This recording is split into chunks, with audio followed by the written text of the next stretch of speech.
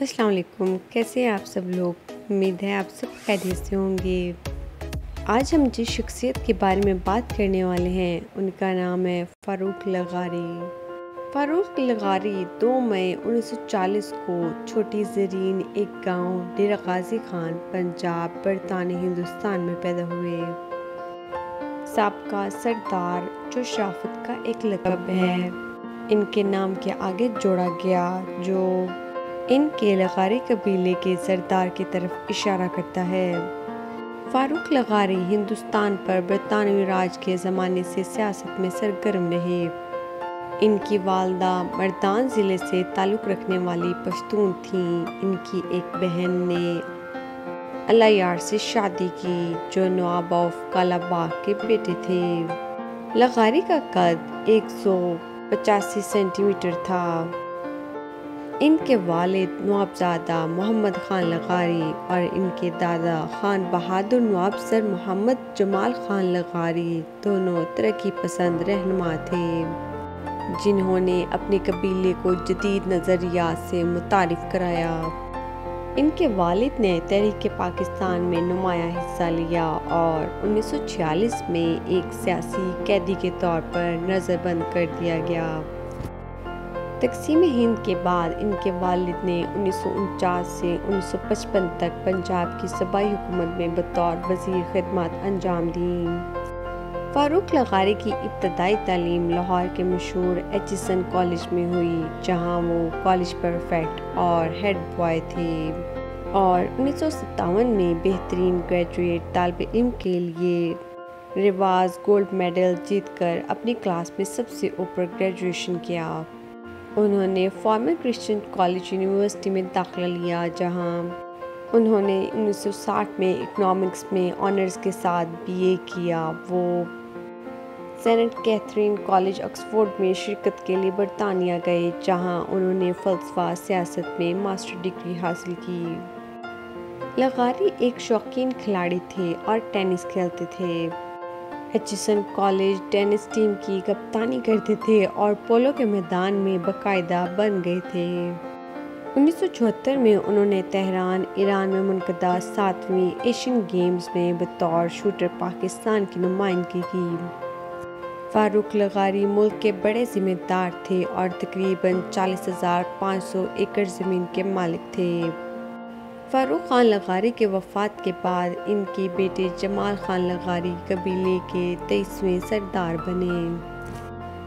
پاکستان واپس آنے پر انہوں نے سینٹرل سپیریئر سروس CSS میں 1964 میں شمولیت اختیار کی اور پاکستان واپس آنے سے قبل مشرقی پاکستان میں سرکاری ملازم کے طور پر کام کیا۔ 1973 میں انہوں نے سول سروس سے استعفیٰ دے دیا اور وزیر اعظم ذوالفقار علی بھٹو کی دعوت پر پاکستان پیپلز پارٹی میں شمولیت اختیار کی۔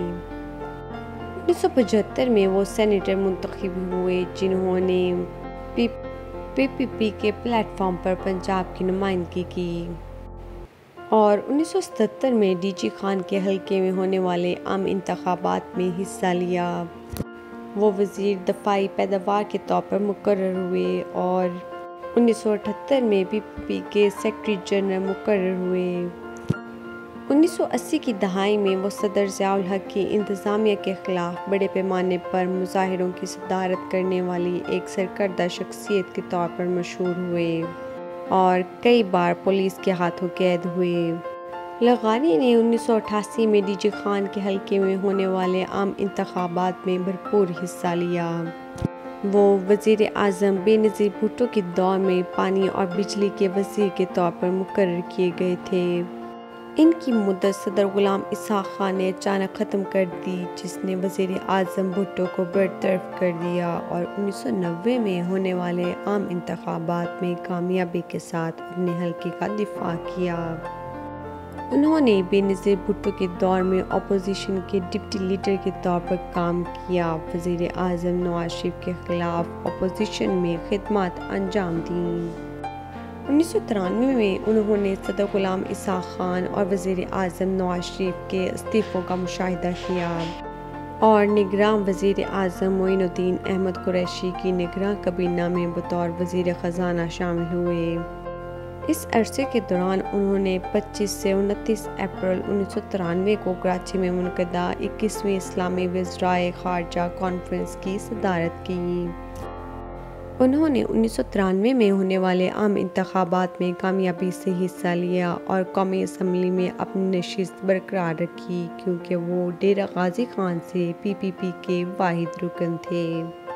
لغاری کو وزیر اعظم بے نظیر بھٹو نے 13 نومبر 1993 کو وزیر خارجہ نامزد کیا اور ان کا تقرر کیا، لیکن جلد ہی وزیر اعظم بے نظیر بھٹو نے صدارت کے لیے نامزدگی حاصل کر لی۔ بڑے پیمانے پر بدعنوانی اور وائٹ کالر کرائمز کا الزام لگانے والے سیاستدانوں کے مقابلے میں ان کی اسناد اور صاف ساکھ نے انہیں وزیر اعظم بھٹو اور پاکستان کی حمایت حاصل کی۔ انہوں نے پاکستان پیپلز پارٹی نامزدگی قبول کر لی اور نواز شریف کی طرف سے نامزد کردہ قائم مقام صدر اور مسلم لیگ نون کے امیدوار وسیم سجاد کے خلاف صدارتی انتخابات میں حصہ لیا۔ بالواسطہ ووٹنگ کے نتیجے میں لغاری نے اپنے حلقے میں 274 ووٹ حاصل کیے، جبکہ وسیم سجاد کو 168 ووٹ ملے۔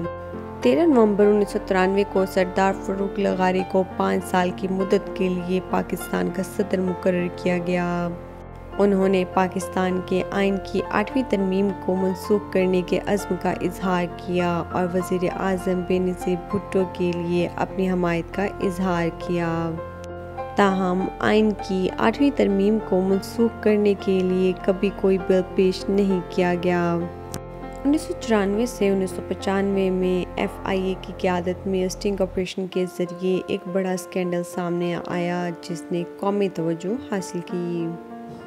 لغاری نے بھٹو انتظامیہ کی داخلی اور خارجی پالیسیوں کی حمایت کی اور قومی سطح پر وزیر اعظم بھٹو کے اقدامات کی بھرپور حمایت کی۔ لغاری نے ہندوستانی وزیر اعظم نرسمہا راؤ اور ملکہ الزبتھ سے ملاقات کی جب انہوں نے بطور صدر اپنے دور میں پاکستان کا سرکاری دورہ کیا۔ 1993 میں لغاری نے جسٹس سجاد علی شاہ کی بطور چیف جسٹس پاکستان نامزدگی کی توثیق کی، جو کہ پیپلز پارٹی کے نظریے کے قریب ترین جانے جاتے تھے، جن میں سے 13 کے پیپلز پارٹی سے سیاسی تعلقات تھے۔ پیپلز پارٹی کی حکومت نے چیف جسٹس شاہ پر دباؤ ڈالنا شروع کر دیا کہ وہ نامزدگیوں کے خلاف اپیلیں سننے سے باز رہیں۔ صدر لغاری نے تقرری اور تصدیقیوں پر چیف جسٹس شاہ کی حمایت کی، جس سے وزیر اعظم بھٹو کے ساتھ مسائل پیدا ہوئے، جنہوں نے اسے چیف جسٹس شاہ کی سازش کے طور پر دیکھا۔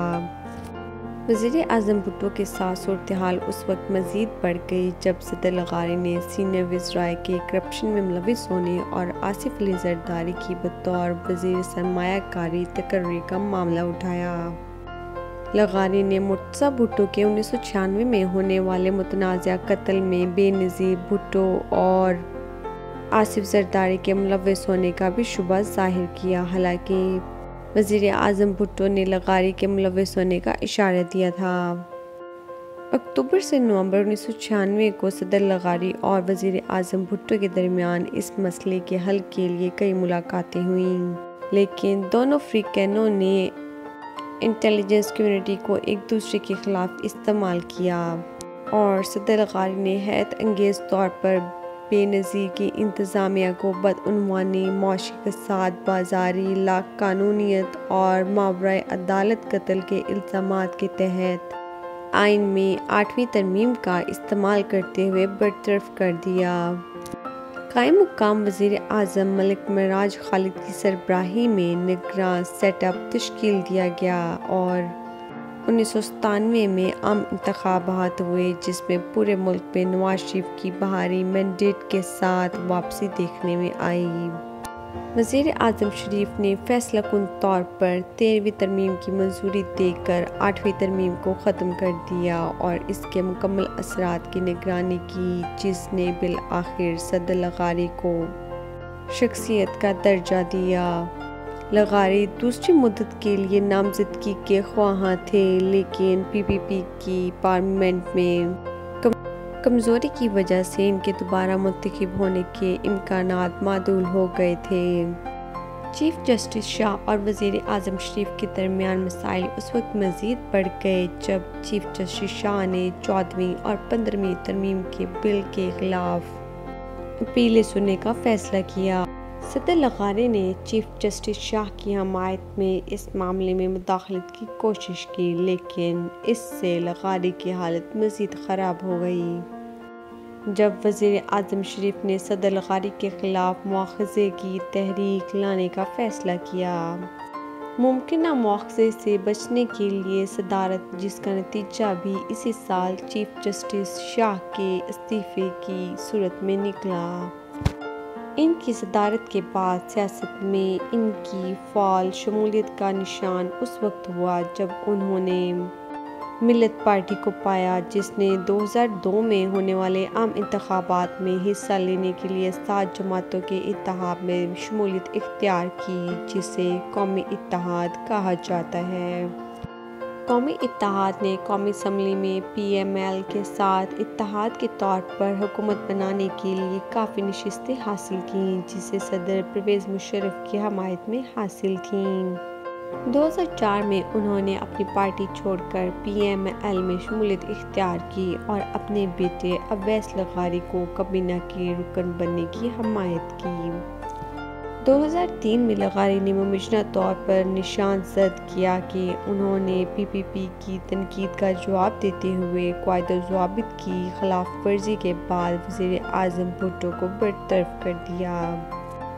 فاروق لغاری 2000 کی دہائی سے مختصر طور پر دل کی بیماری سے لڑے تھے اور ابتدائی رپورٹس میں دعویٰ کیا گیا تھا کہ وہ دل کی پیچیدگیوں کی وجہ سے کچھ عرصے سے بیمار تھے۔